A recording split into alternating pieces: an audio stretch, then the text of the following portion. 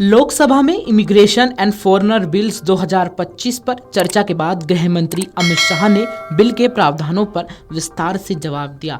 उन्होंने कहा कि भारत में आने के लिए वैध पासपोर्ट, वैध वीजा अनिवार्य होगा।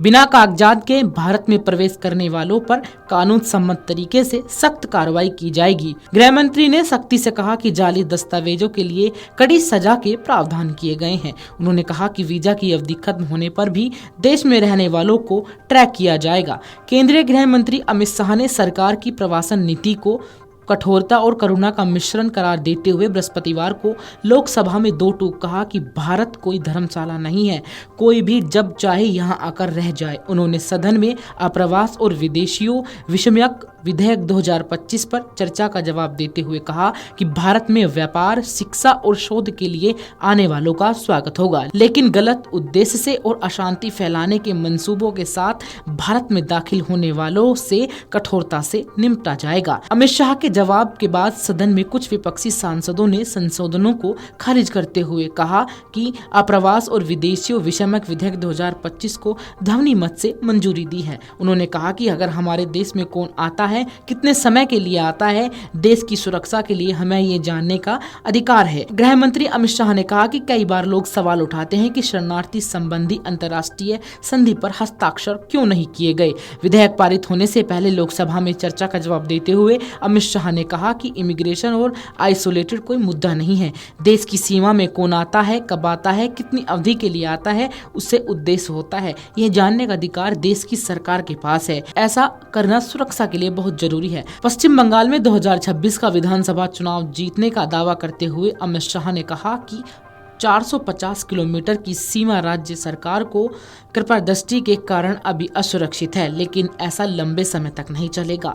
शाह ने कहा कि खुद 10 बार पत्र भेजकर राज्य सरकार से अपील कर चुके हैं, लेकिन सहयोग नहीं किया जा रहा है। उन्होंने कहा कि राज्य सरकार घुसपैठ करने वाले रोहिंग्या और बांग्लादेशी लोगों के प्रति सहानुभूति रखती है। उन्हें आधार कार्ड दिए जाते हैं। इन कारणों से देश की सुरक्षा पर सवाल खड़े होते हैं। आइए सुनते हैं लोकसभा में अमित शाह ने क्या कुछ कहा। मान्यवर, ये बांग्लादेशी घुसपैठिए हो या रोहिंग्याज हो जो घुस कर आते हैं, पहले असम से भी आते थे जब कांग्रेस की सरकार, अब बंगाल से आते हैं टीएमसी की सरकार, घुस कर आते हैं। इनको आधार कार्ड दादा कौन देता है? नागरिक कहां के बने हैं? कहां के बने हैं?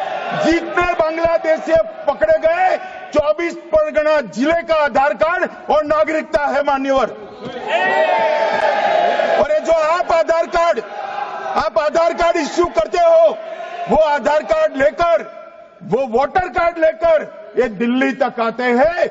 आप उनको आधार कार्ड इश्यू न करो, आदमी क्या परिंदा भी पैर नहीं मार पाएगा। और दादा ये सब चीजें भी लंबे समय चलनी नहीं है।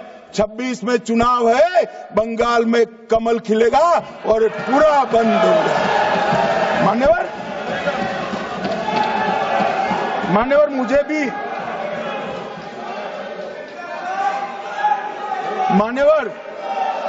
मैं आज कहना चाहता हूं, दिल्ली के चुनाव से मैं मौन रहा कि देश का सुरक्षा का प्रश्न है, तू मैं नहीं करना चाहिएगा। आज मौका भी है, दस्तूर भी है। इन्होंने सवाल उठाया, मैं बिल भी ये लेकर आया हूं, इसलिए मैंने देश की जनता को सत्य बताया है। ये 450 किलोमीटर जो आपकी कृपा से खुली रही है, वहीं से घुसपैठ है, वहीं नागरिक बनते हैं, वहीं आधार कार्ड बनाया जाता है और देश भर में फैल जाते हैं। अगर आप ये वीडियो YouTube पर देख रहे हैं तो हमारे चैनल को सब्सक्राइब कर बेल आइकन दबाएं, और Facebook पर देख रहे हैं तो हमारे पेज को लाइक करें। 8 मिलियन प्लस सब्सक्राइबर, आपके इस भरोसे के लिए बहुत धन्यवाद।